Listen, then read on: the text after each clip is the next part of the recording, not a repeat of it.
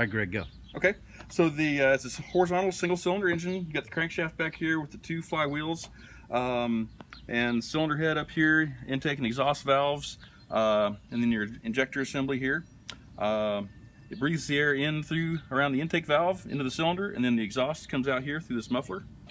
It is a water-cooled engine. This is the water hopper on top. So the air cleaner is... Yeah, the air cleaner is essentially the valve spring, so it keeps the big chunks out, right? There you go. Wow. But anything that'll fit between the coils of the valve spring can go right into the cylinder. Yeah, so there's a compression release lever here, so that holds the intake valve open. So when you're starting the engine, you can crank it over with a hand crank, get it spinning, and then close the compression release, and then it builds compression and starts. It is water cooled. So this is the water hopper up here. It doesn't have a circulating water pump, but there's a water cavity down around the cylinder and up into the cylinder head. And the way that works is kind of as the water down around the cylinder heats up, it tends to rise, and then the cooler water up at the top of the water hopper goes down to replace it. So it kind of naturally tends to circulate, and then it cools kind of at the surface of the water. The fuel tank is down below inside this cast base. There's a sheet metal fuel tank.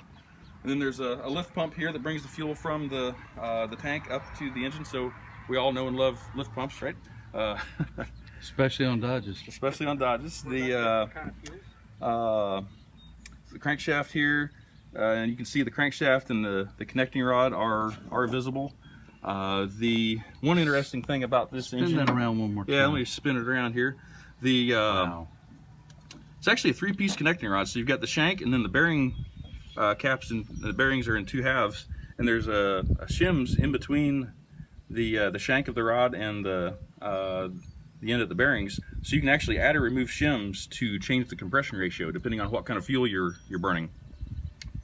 And then the camshaft is located down below the crank, and you can see there's two tappets down there. As the engine goes over, it actuates those tappets, and then really long push rods up to the front of the engine to actuate the intake and exhaust valves. Wow.